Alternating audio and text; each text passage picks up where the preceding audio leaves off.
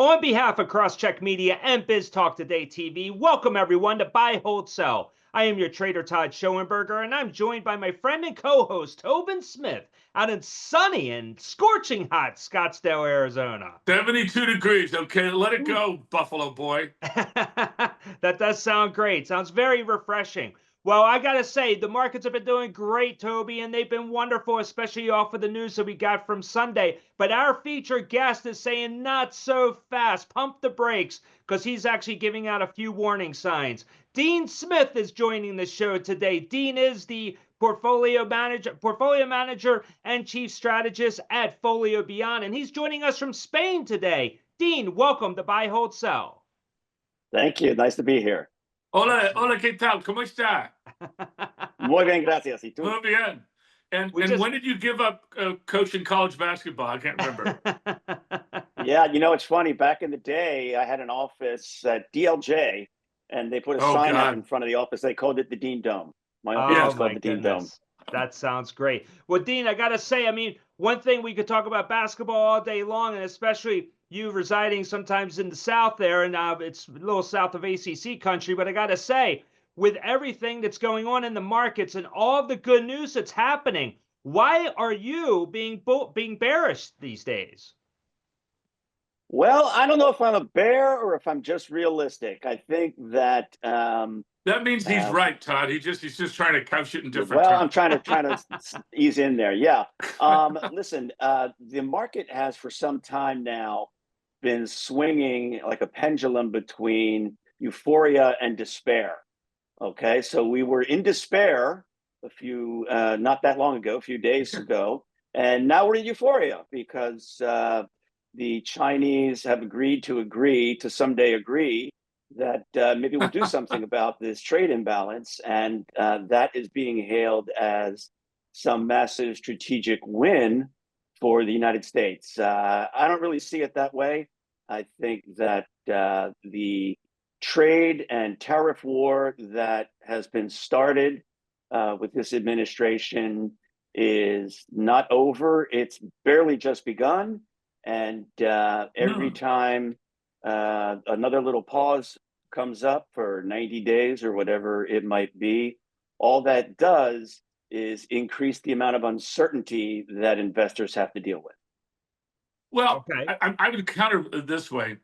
So we've been talking about Scott Bessent, my now Lord and Savior, who, according to my 32 years in D.C., some of my insiders in the GOP have said that they had a come to Jesus with Trump based around the concept that with a disapproval rate of like 78%, if we come into the next year midterms, that they're going to lose the House. They have a chance of losing the Senate. But more importantly, whatever stuff that they have not gotten done yet, they're not going to get done. And then why did we go through all this, ginormous pain? So the take I'm having is that they put a leash on him. He can babble on all day about, making up things all day long. But the idea that would somehow then re-escalate, I'm hearing from a lot of people there, it's just not possible because that would then screw them in an election. Now, what does that have to do with economics? Well, it has a lot. And the other thing is that they want the tax bill's now the focus, and that the tax bill would also be, I was going to say a good part of liquidity to get into the market as well. And that those two things are going to happen. So, all right, we'll have a bet, and our bet will be for some really good Spanish wine. Okay. Dean, do you see that though? Do you see this thing coming to a conclusion in the 90-day window, or what's your expectation? Short answer, no. Listen. When Bessent went to Geneva, as he was boarding the plane, the president tweeted out or truthed out, whatever you want to call it, 80% feels right. Get it done, Scott. That's the marching orders that he gave. Now, where 80% came from, no one really knows. He didn't get that. He came back with basically nothing, 39%, but even that has been not gonna really be where we end up. Sure. The other thing that Scott Bessent was tasked to do, not this weekend, but previously, was get long-term interest rates down. Okay, I've got my Bloomberg screen right in front of me. The 10-year is now at 452. Okay, which is considerably higher than it was when he said that his goal was to get interest rates down. So nothing that they have said are their stated goals have actually come to pass. The other elephant in the room, and I think I'm using this correctly, that's the big thing that no one's talking about, everyone's choosing to ignore, is the EU. Okay. We reached a so-called deal. It's not really a deal. It's a framework for maybe coming to a deal with the UK. Trade between the UK and the US is about 1/10 of the amount of aggregate trade between the US and the EU. And the EU has Brussels. And Brussels has some very strong preferences about the way they like to have things run. Trade between the US and the EU, in fact, is pushing 2 times the amount of trade between the US and China. Okay, so there is a lot of wood to chop here. Nothing has been actually agreed to or accomplished. Everything has, the can has been kicked down the road. And in the meantime, we're dealing with tariffs that are 2 to 3 times higher than they were just sort of globally when this administration took office. So the the cheers going up this weekend because we didn't have a full-blown tariff and trade war with China erupt over the weekend. We think those are misplaced, and I think the Treasury market is telling you that this is not going well. The other thing that we have to contend with, and I think this is really important, is the Fed. Okay, all of a sudden, the Fed has fallen off the table in terms of the main point of conversation. At the press conference after the last FOMC meeting, and a couple of weeks prior to that, at his speech in Chicago, Jay Powell said, "We're not doing anything. Okay, we are going to wait and see. We are equally concerned about economic growth and the labor market. Right now, it's at 4.2% on unemployment. That's pretty much full employment. But we don't know what's going to happen with these tariffs." He also said we're still concerned about inflation. Okay, we got a soft print on CPI the other day, but the effects of the tariffs are not in that number. Okay, those are numbers from April and before.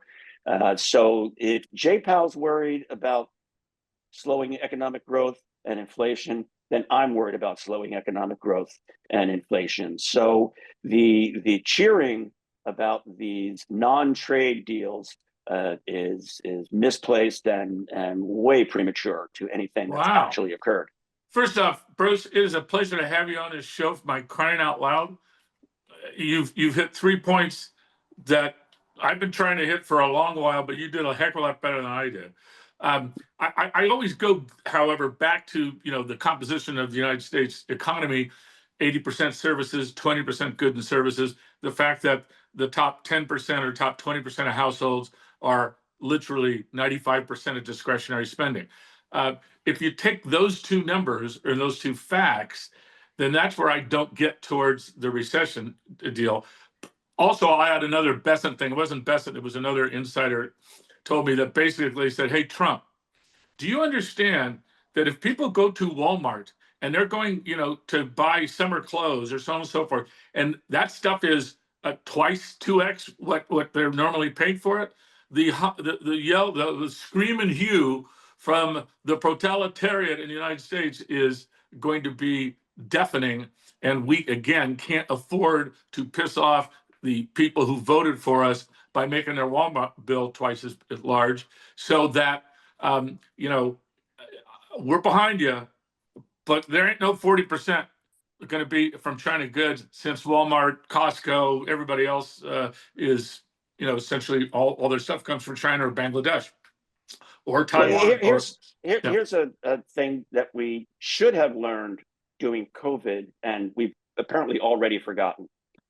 Supply chains, global supply chains, are incredibly complicated and interwoven. Okay, no question. There is, I read the number somewhere, and I'm not an industrial expert by any means, but I read the number that before a car is delivered to a dealer lot, okay, some parts of it cross the US border from Mexico or on a container ship or wherever else, like 12 or 14 times. 14 times. Okay. Yeah. Is that what it is? Okay. Yeah, good. 14. I got the number right. Yeah. These supply chains are incredibly complex. There was a story, I think it was in the Journal yesterday, about some manufacturer who had some key components sitting in a warehouse or in containers in China, just not knowing what to do. They're going to be hit with 145% tariffs. The announcement came over the weekend that we're going to be a 90-day pause. They quick scrambled and got those containers sent over as quickly as they possibly could so that they could, get them in before the 90-day went. This is no way to run an economy. These supply chains are so interwoven and so complex, and they involve, it's not finished products, it's intermediate products, it's machine tools, it's components, it's rare earths, all of these things. And this tariff uncertainty is really messing with that. It's messing with it at a level that has not shown up in the statistics yet. Yeah, it's going to. The certainty of uncertainty.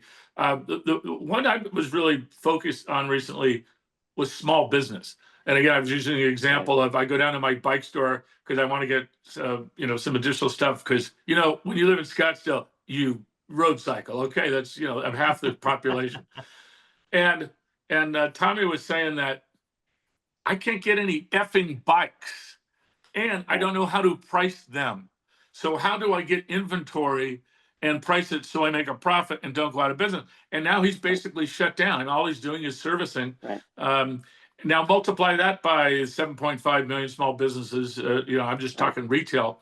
So I'm with you there. I mean, there's going to be pain.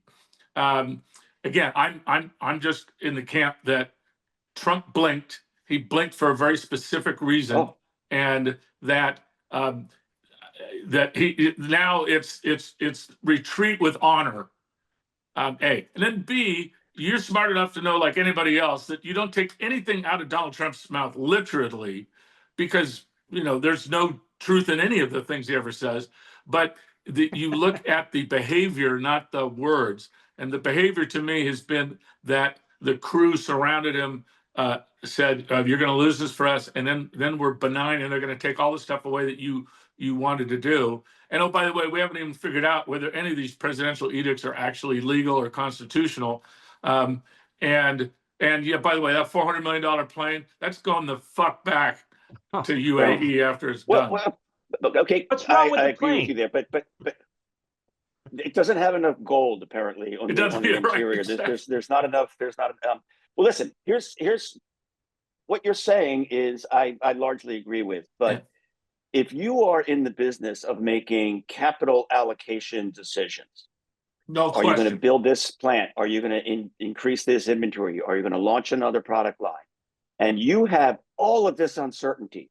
Okay, so fine, you can't take literally anything Trump says, but you can't say, oh, he doesn't mean any of it either.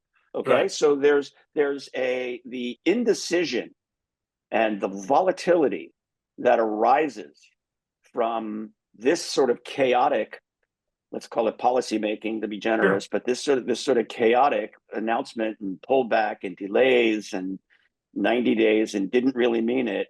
That is going to reduce investment. It's going to reduce investment in plant and equipment. It's going to reduce investment by all sorts of businesses, large, medium, and small. It's going to cause individual investors to want to take less risk.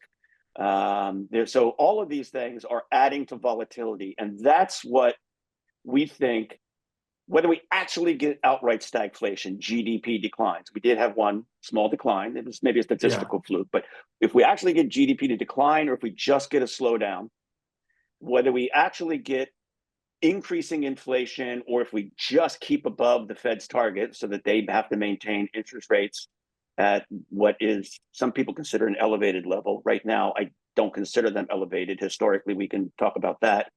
Yeah. We are in for a period of continued volatility. And What that means investors need to do is take steps to preserve capital. Okay. So preservation of capital and generation of current income, those are the two goals. Not buying the dips, not timing the market. Those are the things that people should be focused on. Okay. Wow. Okay. Well, That's deep. I got to say, I love it. Toby, let's leave it there, though. I want to hold that thought, your thought for the next block, because coming up next, we have more of Dean Smith, and we're going to ask him, we're going to put him on the hot seat, because we want to know, with all the growth that's taken place and all the money and the investment and everything else that we're hearing about in Saudi Arabia coming into the United States, will we actually hit a recession? And if tax cuts are even needed. But with us today is Dean Smith. He is the Chief Strategist and Portfolio Manager at FolioBeyond, and we'll be right back after the break. Please stay with us.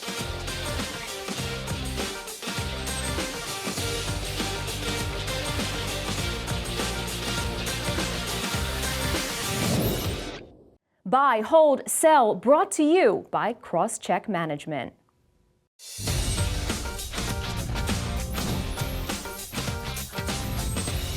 Welcome back to Buy, Hold, Sell. Well, with us today is Dean Smith. He is the Chief Strategist and Portfolio Manager at FolioBeyond. And Dean, we were talking about all kinds of issues, particularly when it comes to the economy and with tariffs. But I want to talk to you about one of your ETFs that you have there. This Riser, RISR is the symbol. And it's unique because what I thought was it seemed interesting because you're trying to reduce volatility from the interest rate perspective. Can you tell the audience a little bit more about it? Sure. This is a fund that we launched about 3.5 years ago. It has produced, since inception, about an 18% annualized return. So we're pretty happy with that. It's got a 5-star Morningstar rating, and it invests. It's very unique, as you say. It invests in a special type of mortgage-backed security. Now, these are all Fannie Mae, Freddie Mac, Ginnie Mae securities. There's none of that. They're all guaranteed. It's all guaranteed. They're all guaranteed. They're all AAA equivalent credit. And so these are MBS, mortgage-backed security, IO, interest only. So as interest rates go up, prepayment rates on mortgages slow down. The value of these interest-only securities goes up because you receive the interest for longer. This is a very well-known, very liquid, deep market that is really only accessible to institutional investors. And so we've taken what is really a hedge fund institutional style strategy and made it available to retail investors through this ETF. It has about an 18% dividend, which works out to be just shy of 6%. It has almost no correlation to the stock market. It has negative correlation to the bond market. There's really nothing else out there quite like this strategy. So including this in either a fixed income portfolio or a blended equity fixed income portfolio can really reduce the total risk in your portfolio while generating pretty attractive current cash income. And the dividend is quarterly, or is it monthly? That's monthly at 18 cents a month, stabilized dividend. Now, obviously, nothing is guaranteed, all that, but yeah. I love that. So when we build a portfolio like we're doing right now for a family office, right? I start with the 6%, 7%, zero volatility as the base. So we use some ETFs that have zero volatility and pay 6 to 7%. But when you're talking about millions of dollars, and then we reinvest that because it again sort of if the market is shooting higher, then those assets are going to go up faster. Vice versa, because we're reinvesting, we're building the yield, and it's a hedge against some of the equity part of it, and particularly if it's a non-taxable type of account. But I love the idea that it's monthly. What's your call on interest rates then, big boy? Where are we going? Yeah. People have been predicting interest rates are going to go down for a long time now. People who maybe have been around not quite so long as the three of us can only remember the last 5, 7, 10 years, and interest rates are zero. Interest rates are zero. They're supposed to be zero. They're supposed to be 2%. Well, they're not actually. The average interest rate on the 10-year, if you go back to the 1970s, 1960s, you look at the historical record, we're about there. Okay, it's between 4.5% and 5% is about where the 10-year typically lives over the long haul. We're at 4.5%.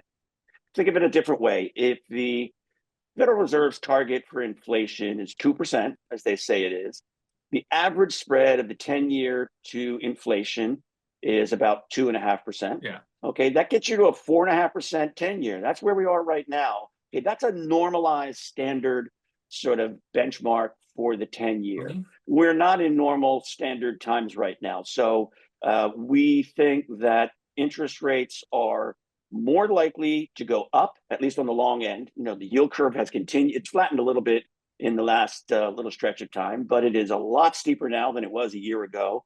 That is also very common when you come out of a period when the Federal Reserve has been hiking interest rates, starts to lower interest rates, the yield curve tends to steepen. This is a very common historic pattern. People don't study history enough. Okay, they remember the last cycle, the last time that they saw what was going on. And if you look at the longer term history of interest rates and business cycles, this is not, it shouldn't be surprising to see that interest rates are where they are right now, and we think poised to go higher before they go lower. Well, then you've got to have some feeling about, well, what if China just decides to unload 500 or 800 billion dollars of longer term bonds, and what if EU is part of their negotiation? Is that, we're sitting on us, Japan, China, us. We're sitting on 42. But forget about Norway. They're too rich anyway. But we're make a deal, or we're going to start selling bonds, and your 4.5% was going to be 5.5%. Yeah. Well, if we really want to get into the macro weeds here on this thing, part of what has happened through all of this tariff and this decoupling, sometimes is the expression that you hear, is that people have started to question the strength and security of the U.S. dollar and U.S. sovereign debt. Okay, 10% down. 10% down to the EU. Yeah, if you look at the credit default swaps on U.S. Treasuries, okay, explain what those are. The level, twice the price of. Dean, explain what a credit default swap is. Yeah, a credit default swap is essentially an insurance policy against default of a bond. Okay. Yeah. So if you are concerned about a bond defaulting, you can buy a credit default swap, and it will pay you if that bond defaults. Okay. Right. So if you could think about it as the price of default risk for a particular security. Right now, default risk on U.S. Treasury securities is just a little bit shy of the price of default risk on Chinese sovereign debt securities, and about 2 times the price of default risk on Euro sovereign securities. Okay, this is not good. So what is a possibility through all of this chaos, the term you did, is that the world begins to diversify and seeks to look for alternatives to the U.S. dollar. And why wouldn't they? Why wouldn't they? And this gets back to something we talked about before. The elephant in the room nobody's talking about is the European Union. This is a huge market with a very liquid currency. The euro is very liquid. Interest rates there are lower than they are on the U.S. dollar. If you are thinking in terms of global macro trends, I have to think that you need to be concerned about the U.S. dollar. And that is also not good for interest rates or the U.S. economy. Yeah, it's strange, however, is good if I'm an American company and I'm selling into other countries. Yeah. So That's But one if reason why you're a U.S. consumer, or if you're a U.S. company that needs to buy things overseas, guess what? They just got a whole lot more expensive. no question about it. And shockingly, those prices will be added to the end result, because tariffs aren't taxes, Dean. I don't know if you go back. Tariff are not taxes. It's simply a way to stick it to the man who's taking advantage of us. So there you go. Yeah, that's he's been beating that drum for a very long time. Yeah. Oh God. Go ahead. Hey, Dean, you've touched on a few monetary policy issues. So what are your thoughts about Jerome Powell? His term expires next year, and do you think he should leave sooner than later?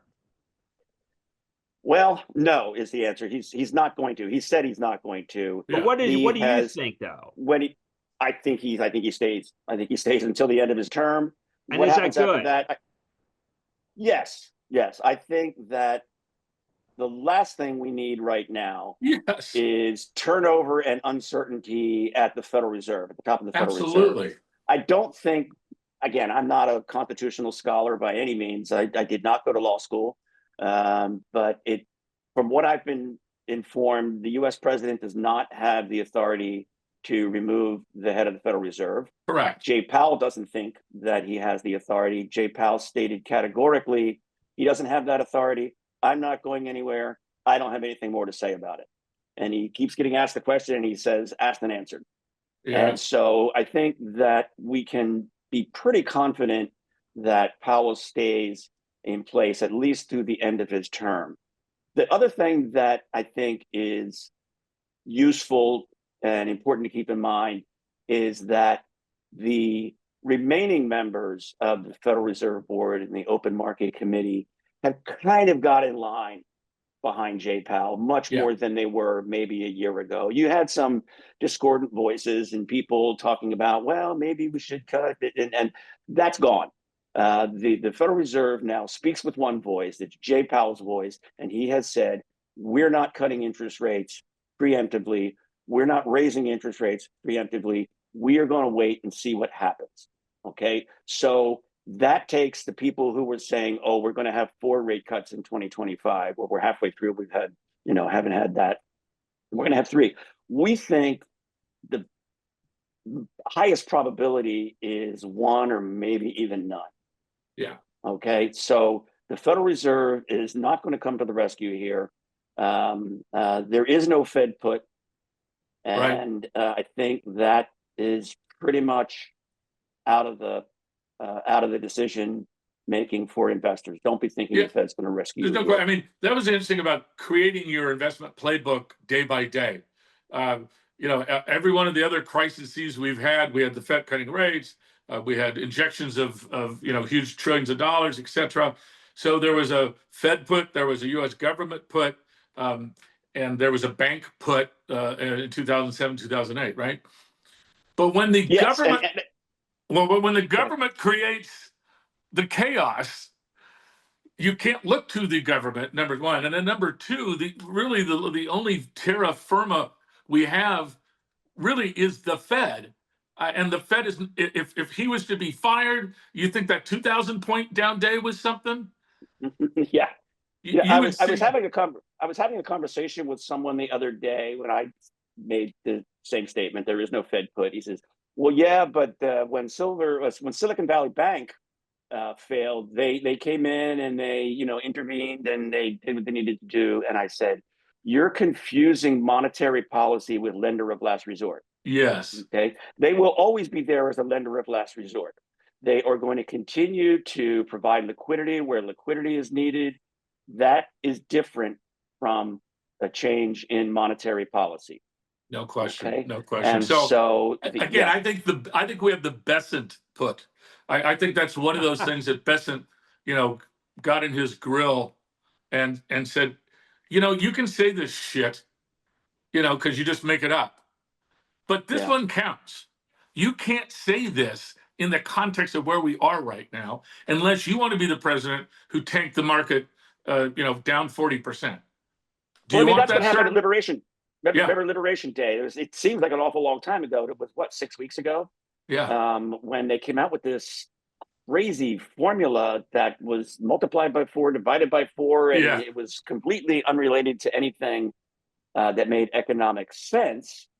The market, frankly, went to hell. Yes. And 7 days later, they said, "Never mind." Never mind. Just kidding. Yeah. The Yiddish name. So, the Yiddish name is fakakta. Fakakta. Yeah, I was gonna use that, but then I decided let's go for a broader audience. Absolutely. Dean, final question here. So with all of the money that we're hearing about, trillions of dollars in investments coming into the United States, you have the deficit that is shrinking right now due to the revenue from the tariffs. And you have people that are working. You're hearing corporations talking about job hiring over the next 3-6 month period. With all of that said, you still have the Republicans out there today talking about tax cuts. In your opinion, do you think the U.S. economy really needs these tax cuts? I think the budget plan that has been announced is almost as crazy as the tariff policy. Yes.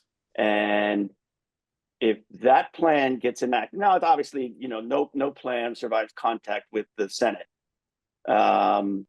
But if anything like that plan actually comes to pass in terms of the spending priorities, which are eye-watering in terms of the spending and the tax cuts, we'll be back here having a even more serious conversation, in my opinion.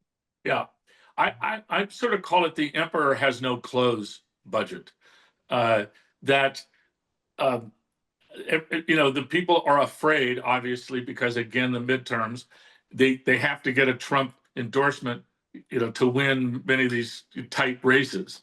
It's like the first time that we've ever had, an all-powerful leader who now we have to supplicate to if I'm going to stay in the Congress or the Senate. And I'm not going to stand up other than a few people. And most of the people who stood up have left the Senate or left Congress. And so that's to me the most worrisome part. I'm going with Lord Bessent. It seems like he's the only one who stands up to the guy. And because he, A, is a self-made billionaire, and B, didn't get, $255 million from daddy in 1976, that he's the real deal. And I think Trump, back in whatever part of his dinosaur brain, understands this, that if Bessent quits, there's another 2,000 points. Right. Yeah.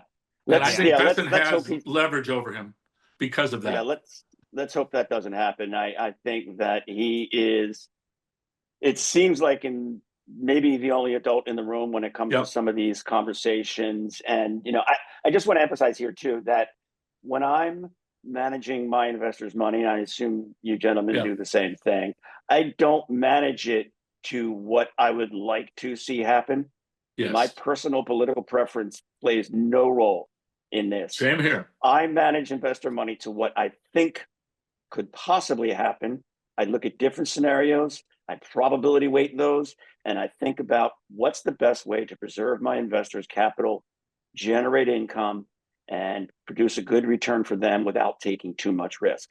And that, unfortunately, or fortunately, however you care to look at it, right now requires real caution and fortitude.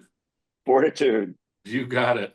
There you go. I love it. I love it. Well, guys, we're going to leave it there because I know the audience, they got a lot out of this conversation. That's for sure. Dean, thank you so much for joining us today on Buy, Hold, Sell. We definitely can't wait to have you back on. Dean, let me just tell you this. Todd always tells everybody we can't wait to have them back on. In this case, it's actually true. We can't wait to have you back on. I enjoyed it very much, guys. Thank you. I will put some client money in your riser because that's a perfect part of our safety blanket part. So. Yeah, super. Absolutely. Happy to have you on board. And that simple is RISR. We will have more information in the description of the show as well, and we invite everyone to go and take a look at it for yourselves.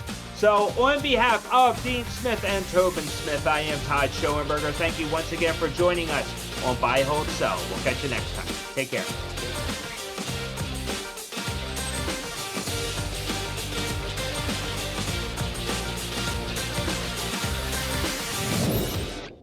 Buy, hold, sell, brought to you by Crosscheck Management.